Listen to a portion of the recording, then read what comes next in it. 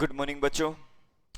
प्यारे बच्चों, हमने अपने लास्ट लेक्चर में पढ़ा था केमिकल प्रॉपर्टीज ऑफ एसिड।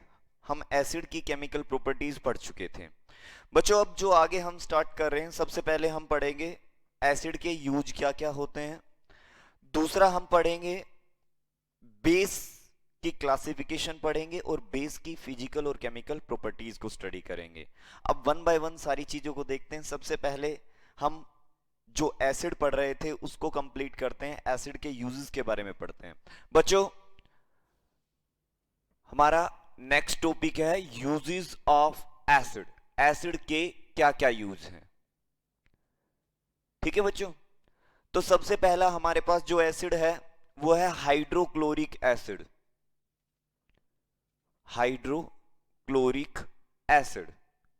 और बच्चों हाइड्रोक्लोरिक एसिड होता है HCl। HCl को मेनली बच्चों यूज करते हैं, used for cleaning of metallic vessel. जो मेटेलिक वेसल होते हैं, जो भी चीजें मेटल की बनी होती हैं, उनको क्लीन करने के लिए हम यूज करते हैं HCl का। जैसे कॉपर को भी क्लीन HCl से ही हम करते हैं बच्चों। दूसरा हमारे पास जो यूज है वो है सल्फ्यूरिक एसिड जो होता है बच्चों। सल्फ्यूरिक एसिड हम जानते हैं क्या होता है। सल्फ्यूरिक एसिड H2SO4 कहां यूज किया जाता है? Used in manufacture of fertilizer बनाने में काम आता है। प्लास्टिक बनाने में काम आता है। डाइज बनाने में काम आता है। पेंट, जो दीवारों पे पेंट होता है ना, उनको बनाने में काम आता है। और इनके अलावा भी और बहुत सारे केमिकल एंड सेवरल केमिकल, बहुत सारी मेडिसिन बनाई जाती है इसका यूज करके एंड सेवरल केमिकल। और H2SO4 एक ऐसा एसिड है जिससे बहुत सारे केमिकल बनाए जाते हैं हमारी केमिस्ट्री के अंदर। सबसे ज्यादा इसी का यूज होता है हमारी लैब के अंदर, इसीलिए इसको किंग ऑफ केमिकल भी बोलते हैं। ठीक है, मैं लिख देता हूं यहां, H2SO4 is also called king of chemical, called king of chemical, king of chemical बोलते हैं भाई बच्चों इसको। सही बात है। चलो अब आगे आते हैं। इसके बाद हमारे पास क्या है, नेक्स्ट जो बच्चों है हमारे पास वो है nitric acid. Nitric acid, nitric acid बच्चों होता है HNO3। ठीक है, अब HNO3 का कहां यूज होता है? नाइट्रिक एसिड मेनली बच्चों यूज होता है एक्सप्लोसिव बनाने के लिए। जो विस्फोटक चीजें होती है ना, जैसे RDX, TNT, इनको बनाने के लिए नाइट्रिक एसिड का यूज होता है। Nitric acid used for the production of explosive like RDX। सुना है ना RDX के बारे में, धमाके होते हैं, RDX का यूज होता है। और TNT की फुल फॉर्म होती है ट्राई नाइट्रोटोल्यूइन। ये भी एक विस्फोटक होता है, एक एक्सप्लोसिव होता है, और ये बनाया जाता है नाइट्रिक एसिड का यूज करके। बच्चों नेक्स्ट है हमारे पास एसिटिक एसिड। जानते हैं हम इसके बारे में। तो एसिटिक एसिड का फॉर्मूला होता है CH3COOH। बच्चों इसको विनेगर के रूप में यूज करते हैं, और तुमने देखा भी होगा विनेगर कहां यूज किया जाता है। सिरका बोलते हैं इसको, अचार में यूज होता है। और एसिटिक एसिड को फूड के प्रिजर्वेशन के लिए भी यूज किया जाता है। प्रिजर्वेशन का मतलब खाने को बचाने के लिए, खराब होने से बचाने के लिए भी हम यूज करते हैं एसिटिक एसिड का। Acetic acid used as vinegar and for the preservation of food.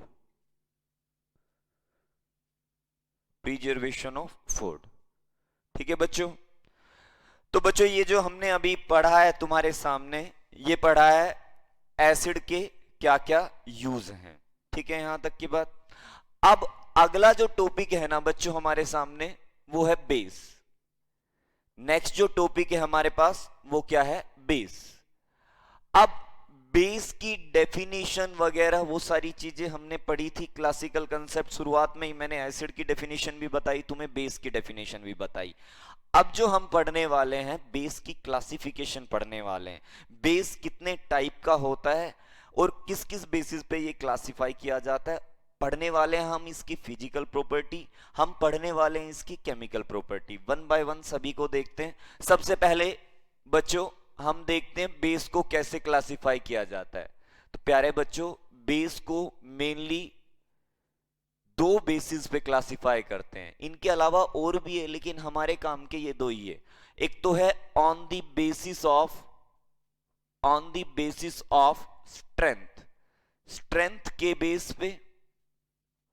दूसरा है on the basis of acidity, acidity के बेस पे। बच्चों इसी से मिलता जुलता हमने एसिड में भी पढ़ा था, वहां हमने पढ़ा था बेसिसिटी, यहां हम पढ़ रहे हैं एसिडिटी। तो मेरे प्यारे बच्चों, स्ट्रेंथ के बेस पे हमारा बेस दो टाइप का होता है। एक होता है स्ट्रोंग बेस और दूसरा होता है हमारे पास वीक बेस। ठीक है बच्चों। अच्छा, एसिडिटी के बेस पे हमारे पास मेनली तीन टाइप के हम मानते हैं बेस। कौन कौन से?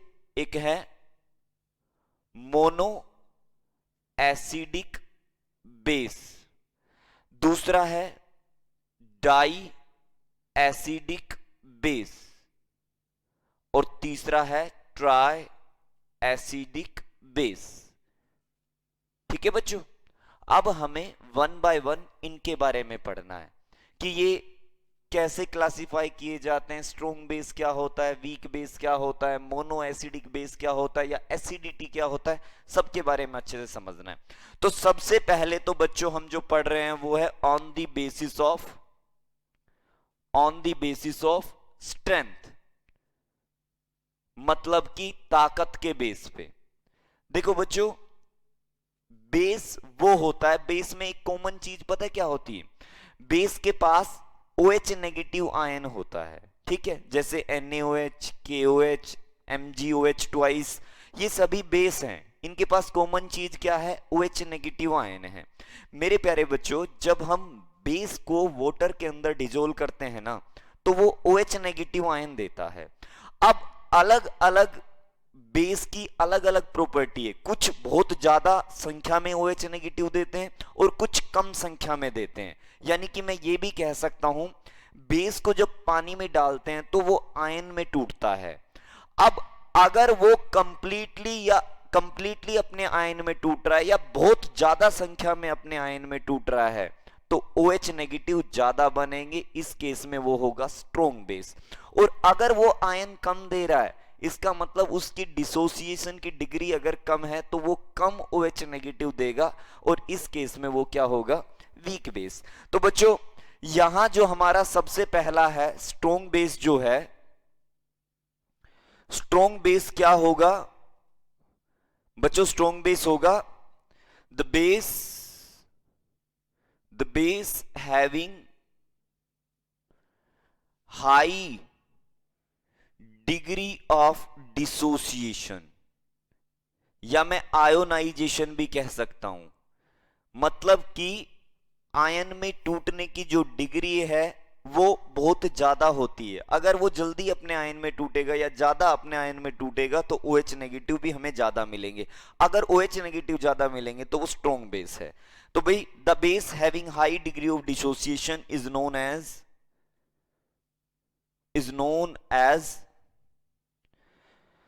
Strong base. इसको हम बोलते हैं बच्चों स्ट्रॉन्ग बेस। सही बात है। और स्ट्रॉन्ग बेस के कुछ एग्जाम्पल है जो हमें याद रखने हैं।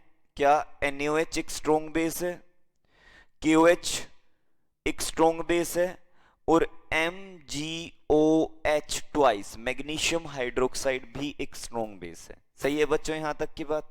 चलो अब आगे पढ़ते हैं। नंबर 2, दूसरा जो है हमारे पास वो क्या है? Weak base. स्ट्रॉन्ग बेस हमने पढ़ लिया, अब हमारे पास है वीक बेस। देखो बच्चों वीक बेस क्या होता है। The base having low degree of dissociation, dissociation भी बोल सकता हूं बच्चों में, आयोनाइजेशन भी बोल सकता हूं। The base having low degree of dissociation is known as weak base, is known as weak base. बच्चों इसको हम बोलेंगे वीक बेस। और बच्चों वीक बेस के एग्जाम्पल आपको याद रखने हैं, बहुत काम के एग्जाम्पल है ये। एग्जाम्पल है एक तो अमोनियम हाइड्रोक्साइड NH4OH, और एक एग्जाम्पल है बच्चों कैल्शियम हाइड्रोक्साइड CaOH ट्वाइस। सही है यहां तक की बात क्लियर है? Strong base, weak base, example याद रख लेंगे। चलो तो बच्चों अब आगे हमारे पास है, अब हम पढ़ेंगे एसिडिटी के बेस पे बेस को कितने टाइप में क्लासिफाई किया गया है। एसिडिटी के बेस पे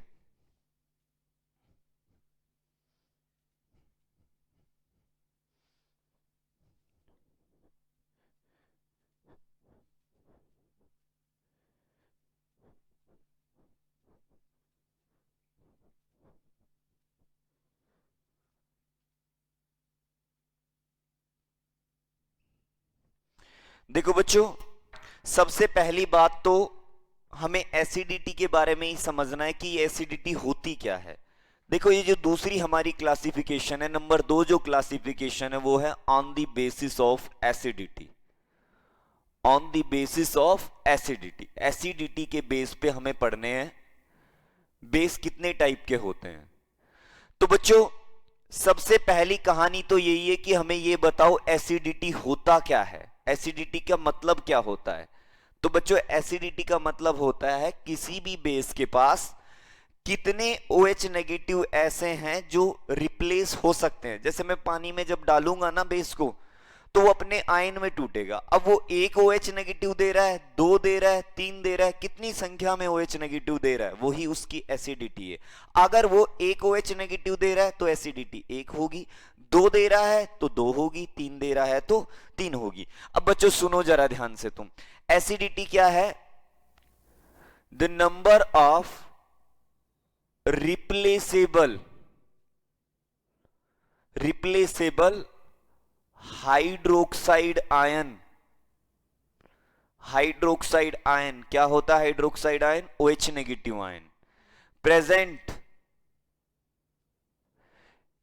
इन a base is known as acidity, is known as acidity. बच्चों हम इसी को बोलते हैं एसिडिटी, ठीक है। अब जैसे मैंने कुछ एग्जांपल ले रहा हूं, यहां मैं लिखता हूं बेस देखो, और यहां मैं लिखता हूं उसकी एसिडिटी क्या होगी। अगर मैं एग्जांपल लिखता हूं बेस का NaOH, तो देखो बच्चों सीधा सीधा हमें दिखाई दे रहा है, अगर मैं इसको वाटर के अंदर डिजोल्व करूंगा तो कितने OH नेगेटिव देगा? 1 देगा। अगर मेरे पास होता KOH, ये कितनी देगा? तो मैं कहूंगा ये 2 देगा, सॉरी 1 ही देगा, ये भी एक ही है ना यहां पे भी, तो 1 ही देगा। अच्छा अगर मेरे पास होता MgOH ट्वाइस, मैग्नीशियम हाइड्रोक्साइड होता, तो कितने देगा? 2 देगा। अगर मेरे पास होता कैल्शियम हाइड्रोक्साइड CaOH ट्वाइस, ये कितने देगा? 3 देगा। अगर मेरे पास होता एल्यूमिनियम हाइड्रोक्साइड AlOH थ्राइस, ये कितने देगा? अच्छा मैंने ये भी गलत लिख दिया अभी, अच्छा मैं संख्या में लिखने लग गया सीधा सीधा। ये 2 देगा, ये कितने देगा? 3 देगा, क्योंकि नजर आ रहा है देखो यहां एक OH नेगेटिव है, 1 देगा, एक OH नेगेटिव 1 देगा, ये यहां 2 OH है तो 2 देगा, 2 है तो 2 देगा, 3 है तो 3 देगा। सही बात है यहां तक की। अब बच्चों क्लासिफिकेशन हम पढ़ते हैं। सबसे पहली जो क्लासिफिकेशन है mono acidic base. Mono acidic base कौन सा होगा बच्चों? जो एक OH नेगेटिव देगा, यानी कि ये दोनों मोनो एसिडिक बेस है। सही बात है। मैं यहां लिख देता हूं the base which have one replaceable OH negative ion is known as monoacidic base. और एग्जाम्पल में हम लिख सकते हैं बच्चों NaOH, KOH, ये हमारे पास मोनो एसिडिक बेस हो गए। अब इसके बाद अगला जो है हमारे पास नंबर 2 जो है वो है di acidic base. Di acidic base बच्चों सीधे सीधे हम डाई एसिडिक बेस की भी डेफिनेशन लिख सकते हैं। ऐसे बेस जो 2 OH नेगेटिव देंगे, जिनके पास 2 OH नेगेटिव ऐसे होंगे जो रिप्लेसेबल है, उनको बोलेंगे डाई एसिडिक। देखो दोनों एग्जांपल है डाई एसिडिक बेस के। ये ऊपर वाले दोनों किसके थे? मोनो एसिडिक बेस के। और ये जो लास्ट वाला है ये किसका एग्जांपल होगा? ट्राई एसिडिक बेस का। ठीक है बच्चों, अब देखो जो बच गए हैं ना 2 डेफिनेशन, डाई एसिडिक बेस और ट्राई एसिडिक बेस, उन दोनों की डेफिनेशन और एग्जांपल बच्चों तुमने अपने आप लिख लेना है, क्योंकि ये काम तो तुम कर सकते हो ना। डेफिनेशन लिखनी है बच्चों अपनी, फिर नोटबुक के अंदर करते रहना। इसको मैं तुम्हारे लिए छोड़ रहा हूं। इसको हो गया यहां तक? चलो ठीक है अभी बच्चों, अब आगे जो हमें पढ़ना है ना वो पढ़ना है बेस की प्रॉपर्टीज। और सबसे पहले हम पढ़ने वाले हैं बेस की फिजिकल प्रॉपर्टीज।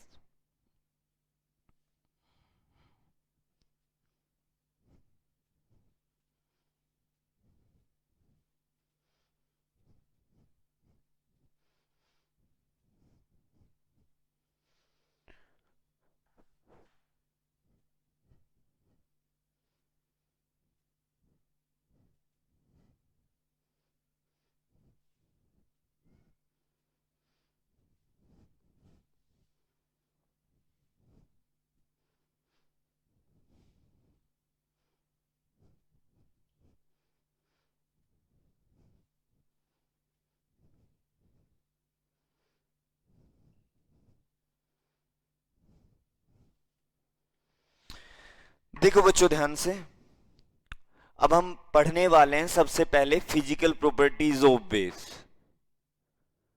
फिजिकल प्रॉपर्टीज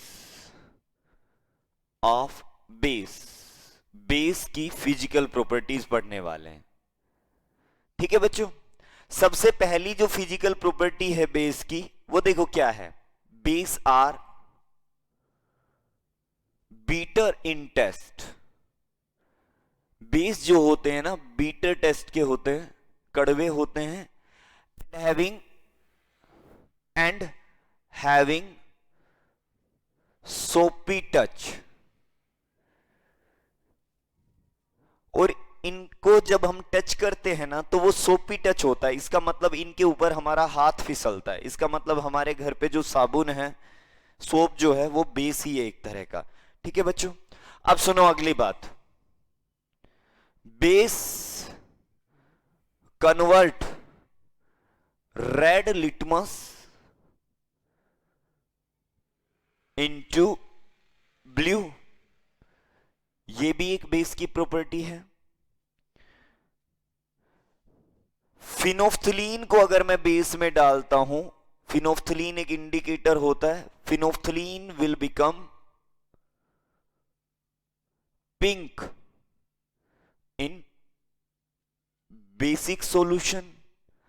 अगर मैं फिनोल को किसी बेसिक सॉल्यूशन के अंदर फिनोफ्थलीन को किसी बेसिक सॉल्यूशन के अंदर डाल दूंगा तो कैसा हो जाएगा? पिंक हो जाएगा। अच्छा, नेक्स्ट है नंबर 3 जो बात है, सॉरी नंबर 4 जो प्रॉपर्टी हमारे पास, aqueous solution of base. Base का aqueous solution. So aqueous solution of base show electrical conductivity। भाई ये भी बड़ी अच्छी प्रॉपर्टी है कि बेस का जो aqueous solution होता है ना, यानी कि बेस को अगर मैं पानी के अंदर डाल दूं तो पानी में डालते ही बेस आयन में टूट जाएगा, हमें आयन मिलेंगे। अगर मैं उसमें से करंट पास कराता हूं ना तो करंट बड़े आराम से फ्लो होगा, क्योंकि हम जानते करंट के फ्लो के लिए दो चीजें होती है, या तो फ्री इलेक्ट्रॉन होना चाहिए या फ्री आयन होना चाहिए। और बेसिक सॉल्यूशन जो होता है, एक्वस सॉल्यूशन जो होता है बेस का, उसके पास आयन होता है, इसका मतलब आसानी से करंट फ्लो करेगा। और बच्चों एक क्वेश्चन पूछा गया, कभी ये बोर्ड एग्जाम में ही पूछा गया, बड़ा अच्छा क्वेश्चन, कि एसिड और बेस में कॉमन बात क्या होती है? ऐसी कौन सी चीज कॉमन है जो एसिड में भी होती है और बेस में भी होती है, सेम है जो हमारे पास? तो बच्चों इलेक्ट्रिकल कंडक्टिविटी है। एसिड और बेस दोनों के ही aqueous solution electrical conductivity show करते हैं, ये बात ध्यान रखनी है। चलो अगली बात, ये भी एक कॉमन प्रॉपर्टी है, base are soluble in water. Acid भी सोल्यूबल होते हैं, बेस भी सोल्यूबल इन वाटर, पानी के अंदर सोल्यूबल होते हैं। सही बात है, यहां तक कोई बड़ी बात नहीं है। बच्चों ये जो अभी अभी हमने पढ़ी ये है फिजिकल प्रॉपर्टी ऑफ बेस। अब हम स्टार्ट करने वाले हैं chemical properties of base.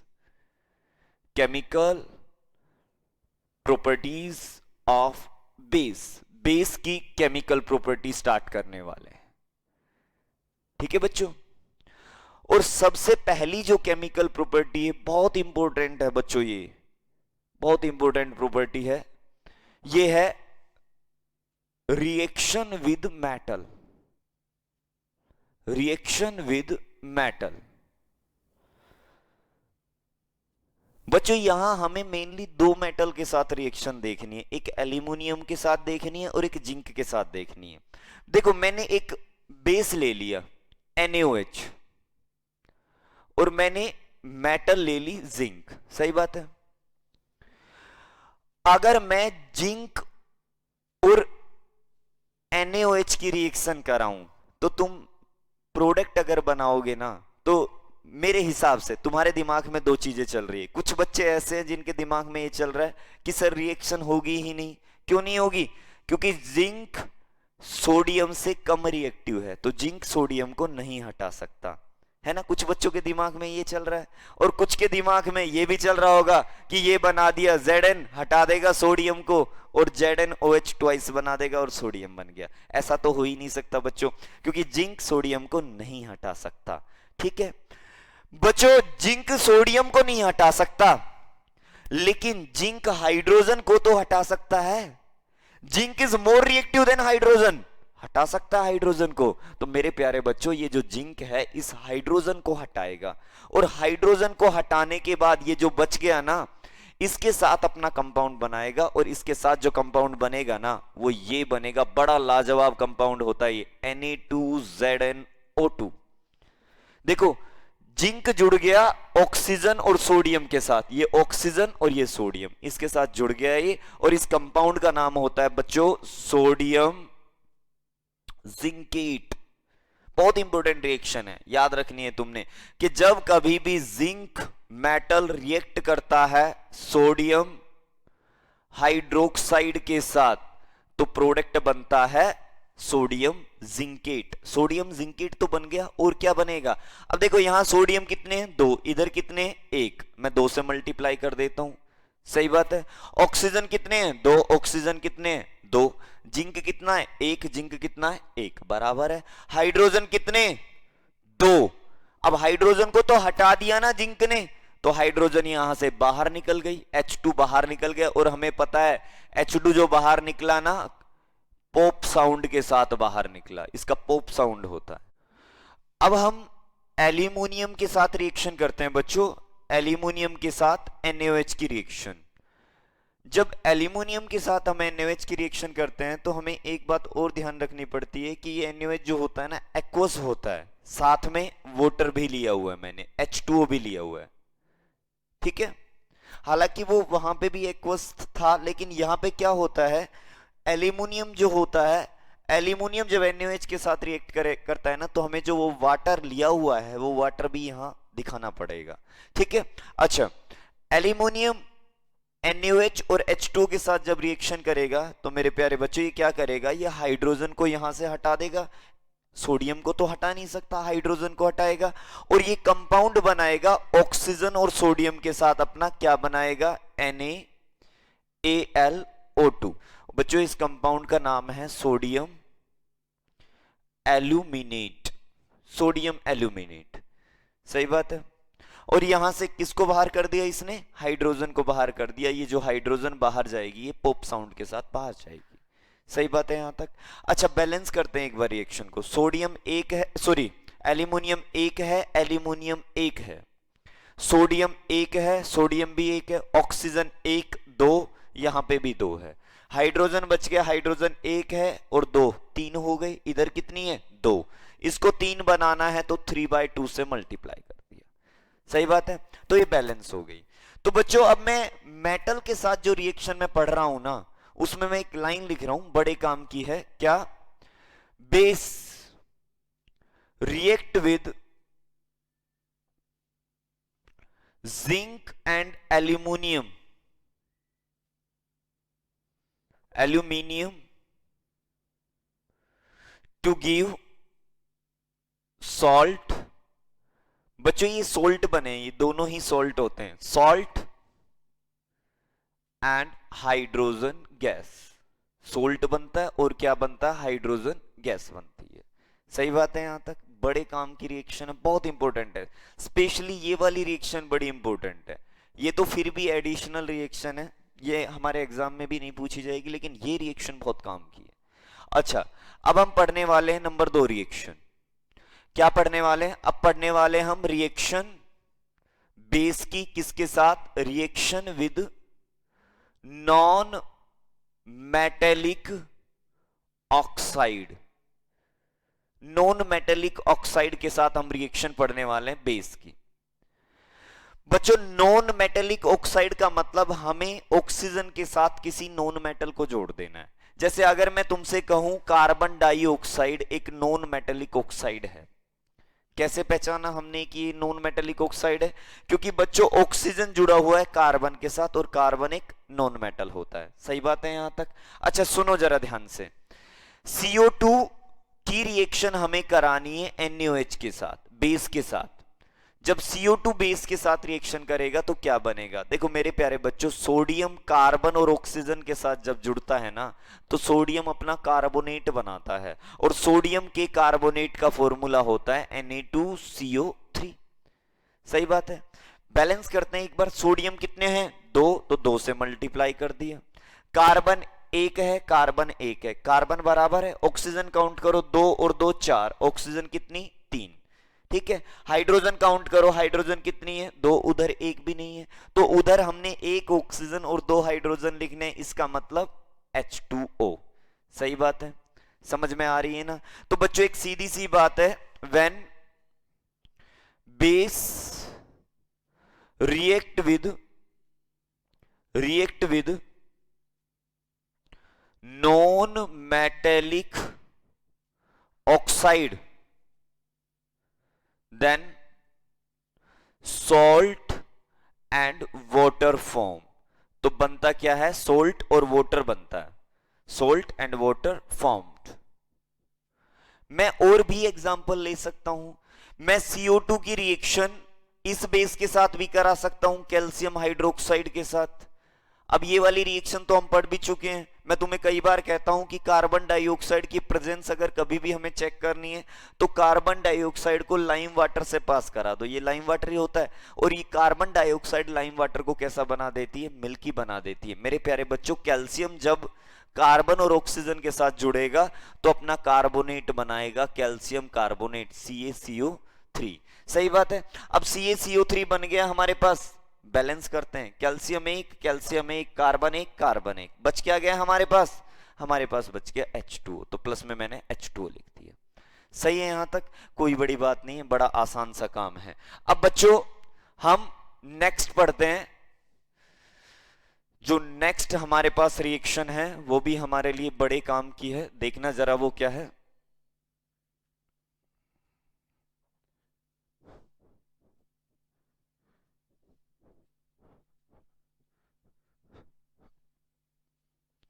Next है नंबर 3, रिएक्शन विद सॉल्ट। हमें बेस की रिएक्शन करानी है किसी सोल्ट के साथ। जैसे बच्चों मैंने NaOH की रिएक्शन करा दी एक सॉल्ट के साथ और ये वाला सॉल्ट ZnSO4 के साथ। अब मुझे एक बात का पता है कि सोडियम हटाएगा जिंक को, जिंक आएगा सोडियम की जगह और सोडियम चला जाएगा जिंक की जगह। तो सोल्ट के साथ जब भी रिएक्शन होगी वो होगी डबल डिस्प्लेसमेंट रिएक्शन। सोडियम आएगा जिंक की जगह तो बच्चों क्या बनेगा, Na2SO4, और जिंक जब जाएगा इसकी जगह तो क्या बचेगा बच्चों, ZnOH ट्वाइस। बैलेंस कर लेंगे रिएक्शन को, इसको 2 से मल्टीप्लाई कर देंगे। सही बात है। तो जब भी रिएक्शन होगी सोल्ट के साथ तो ये वाली रिएक्शन होगी डबल डिस्प्लेसमेंट रिएक्शन। पढ़ा हुआ है ना तुमने डबल डिस्प्लेसमेंट रिएक्शन के बारे में। अच्छा मैं और रिएक्शन भी करता हूं यहां पे। चलो एक और रिएक्शन करते हैं हम यहां पे। ये ले लेते हैं NaOH और इसकी रिएक्शन करते हैं हम एल्यूमिनियम सल्फेट के साथ, Al2SO4 थ्राइस के साथ। तो मेरे प्यारे बच्चों क्या होगा, सोडियम हटाएगा यहां से एल्यूमिनियम, सोडियम की जगह एल्यूमिनियम, एल्यूमिनियम की जगह सोडियम। जब एल्यूमिनियम आएगा सोडियम की जगह तो बनाएगा AlOH थ्राइस, और प्लस में जब सोडियम जाएगा एल्यूमिनियम की जगह तो वो बनाएगा Na2SO4। ठीक है, बैलेंस कर लेंगे। बैलेंस कैसे करेंगे, सोडियम 1 सोडियम 2। अभी देखते हैं आगे की कहानी। एल्यूमिनियम 2 एल्यूमिनियम 1, सबसे पहले तो इसको 2 से मल्टीप्लाई करो, कर दिया। अब बच्चों देखो सल्फेट कितने हैं यहां, 3। सल्फेट कितना है 1, तो इसको 3 से मल्टीप्लाई करो। ठीक है, सोडियम कितने हो गए 6, तो इसको 6 से मल्टीप्लाई करो। अब देखो सारी चीजें बराबर है। ऑक्सीजन काउंट करो, 6 ऑक्सीजन है ना यहां पे, इधर काउंट करो देखो कितनी हो गई, ये 3 और आगे लगा हुआ है 2, 6। सल्फेट वाली, सल्फेट 3 है, सल्फेट यहां पे 3 है, तो यहां की ऑक्सीजन तो वैसे ही बराबर हो गई। सही बात है यहां तक। चलो बच्चों नंबर 4 जो हमारे पास रिएक्शन है वो है रिएक्शन विद एसिड। बेस की रिएक्शन एसिड के साथ। और मेरे प्यारे बच्चों जब बेस कभी भी एसिड के साथ रिएक्शन करता है तो उस रिएक्शन को हम बोलते हैं न्यूट्रलाइजेशन रिएक्शन। और ये वाली रिएक्शन हम पहले पढ़ भी चुके हैं। जब हम एसिड की केमिकल प्रॉपर्टीज पढ़ रहे थे ना तो वहां हमने पढ़ा था एसिड की रिएक्शन बेस के साथ। तो वही है भाई, देखो यहां NaOH एक बेस है, एक एसिड के साथ रिएक्शन कराना है तो प्रोडक्ट क्या बनेगा, सोल्ट बनेगा और वाटर बनेगा। सही बात है। KOH एक बेस है और मैंने इसकी रिएक्शन करा दी एसिड के साथ H2SO4 के साथ, क्या बनेगा, सोल्ट बनेगा और क्या बनेगा, वाटर बनेगा। बैलेंस कर लेंगे यहां 2 से तो पानी भी कितने बनेंगे 2। तो बच्चों एक सीधी सी बात हुई कि एसिड और बेस अगर रिएक्शन करेंगे तो प्रोडक्ट बनेगा सॉल्ट और वाटर। ठीक है बच्चों, हालांकि एसिड से बेस की रिएक्शन थोड़ा सा अलग है, थोड़ा सा हमारे लिए कंफ्यूजन पैदा करने वाली है, लेकिन बच्चों समझ के अच्छे से, अगर ना समझ में आए तो मुझे बताना है। किसी भी रिएक्शन में अगर कोई डाउट हो मेरे पर्सनल नंबर पे तुम्हें व्हाट्सएप करके वो डाउट पूछना है। ठीक है बच्चों, थैंक यू।